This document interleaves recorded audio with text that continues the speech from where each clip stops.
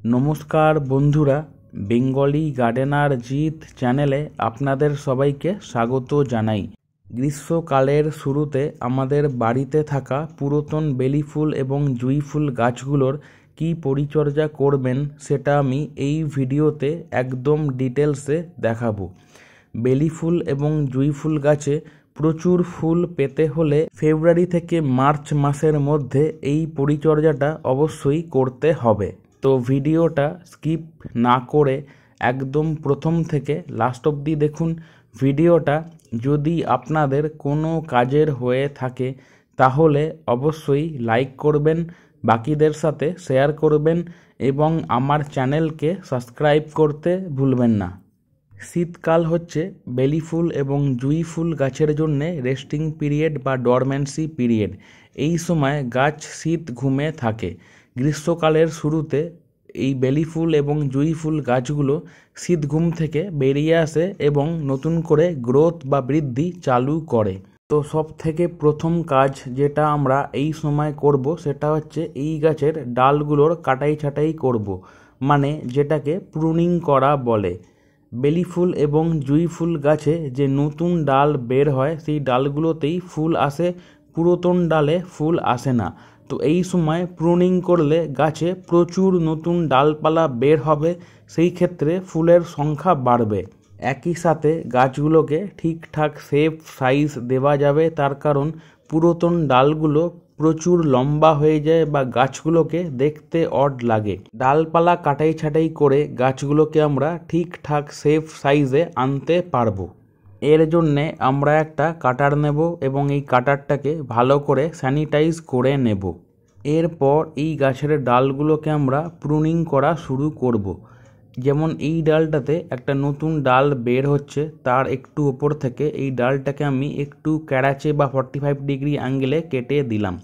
একইভাবে এই গাছের বাকি যে ডালগুলো থাকবে সেই ডালগুলোকে 45 ডিগ্রি অ্যাঙ্গেল বা একটু ক্যারাচে করে আমরা কেটে দেব। এই গাছগুলোকে আমাদের ঠিকঠাক শেপ সাইজে কাটতে হবে, যাতে পরবর্তী সময়ে যখন গাছে ফুল আসবে সেই গাছটাকে দেখতে ভালো লাগবে। এরম সোজা লম্বা ডাল থাকলে এই ডালটাকে মাঝখান থেকে অবশ্যই অর্ধেকটা কেটে ফেলে দিতে হবে। তো এইভাবে গাছটাকে মানানসই করে কাটতে হবে। আমরা গাছটাকে একটা রাউন্ড শেপ দেওয়ার চেষ্টা করব। যে ডালগুলো প্রচুর লম্বা হয়ে গেছে এই লম্বা ডালগুলোকে আমাদের অবশ্যই কেটে ফেলে দিতে হবে। কোনো ডাল শুকিয়ে গেলে অবশ্যই এই শুকনো ডালটাকে আমাদের কেটে ফেলে দিতে হবে। তো এইভাবে আমার পুরাতন বেলি ফুল গাছটার আমি প্রুনিং করে ফেললাম।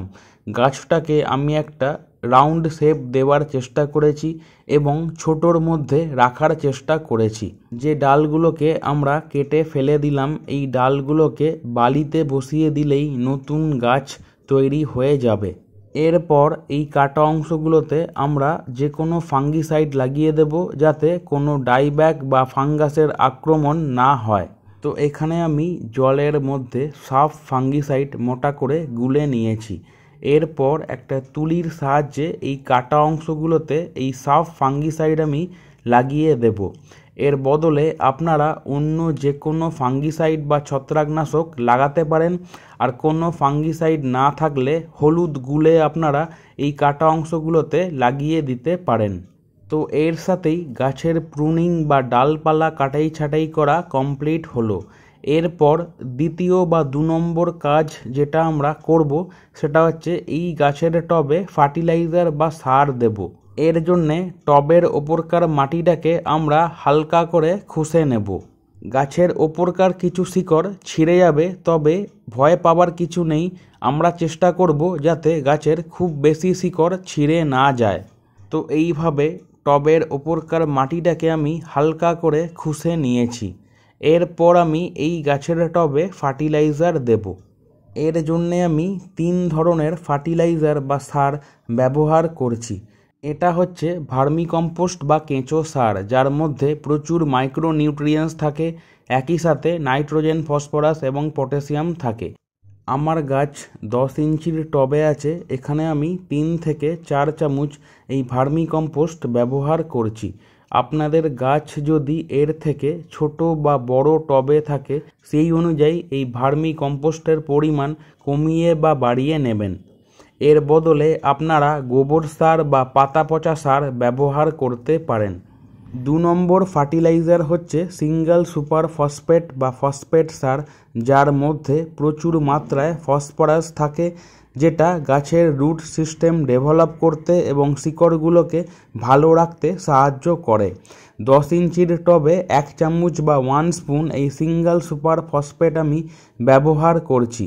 এর বদলে আপনারা হাড় গুঁড়ো বা বোন ডাস্ট ফার্টিলাইজার ব্যবহার করতে পারেন। 3 নম্বর ফার্টিলাইজার হচ্ছে মিউরেট অফ পটাশ বা লাল পটাশ, যার মধ্যে প্রচুর মাত্রায় পটাশিয়াম থাকে, যেটা গাছের ওভারঅল ডেভেলপমেন্ট এবং গাছে ফুল আনতে সাহায্য করবে। 10 ইঞ্চির টবে আমি 1 চামচ বা 1 স্পুন এই মিউরেট অফ পটাশ ব্যবহার করছি। এর বদলে সালফেট অফ পটাশ বা এনপিকে 0050 আপনারা ব্যবহার করতে পারেন। এরপর এই ফার্টিলাইজারগুলোর ওপর মাটি চাপা দিয়ে দেব, যাতে এই ফার্টিলাইজারগুলো মাটির তলায় চলে যায়, মাটির সাথে ইজিলি মিশে যায় এবং গাছ নিজের দরকারি পুষ্টিমূল্য এখান থেকে পেতে পারে। এরপর টব ভর্তি করে ভালো করে জল দিয়ে দিতে হবে। যখনই আমরা ফার্টিলাইজার বা সার দেব তারপর অবশ্যই টব ভর্তি করে ভালো করে জল দিয়ে দেব।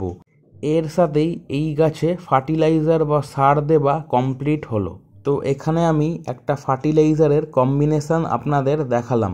এই কম্বিনেশানটা আপনারা চাইলে প্রত্যেক মাসে একবার করে বেলি ফুল এবং জুঁই ফুল গাছের টবে দিতে পারেন। এরপর আমরা চাইলে এই গাছটাকে আগামী 2 থেকে 3 দিন শেড বা সেমি শেডে রাখতে পারি, তারপর একদম ওপেনে বা ফুল সানলাইটে বের করে দিতে পারি।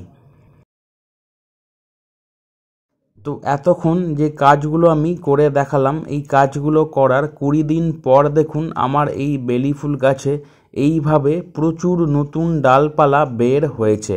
পরবর্তী সময় এই প্রতিটা ডালে কুঁড়ি আসবে এবং এই গাছ থেকে আমি প্রচুর ফুল পাবো। অবশ্যই বেলি ফুল গাছে নতুন ডাল বের হবার পর যে কোনো কীটনাশক বা পেস্টিসাইড আমাদের একবার স্প্রে করে দিতে হবে, যাতে এই সময় গাছে কোনো পোকামাকড়ের আক্রমণ না হয়। তো এই ছিল গ্রীষ্মকালের শুরুতে বেলি ফুল বা জুঁই ফুল গাছের অতি গুরুত্বপূর্ণ পরিচর্যা, যেটা আমাদের এই সময় আমাদের বাড়িতে থাকা পুরাতন বেলি ফুল বা জুঁই ফুল গাছগুলোতে করে ফেলতে হবে। এই ভিডিওটা যদি আপনাদের কোনো কাজের হয়ে থাকে তাহলে অবশ্যই লাইক করবেন, বাকিদের সাথে শেয়ার করবেন এবং আমার চ্যানেলকে সাবস্ক্রাইব করতে ভুলবেন না। তো আজকের ভিডিওটা এখান অবধিই রইল, দেখা হবে এর পরের ভিডিওতে।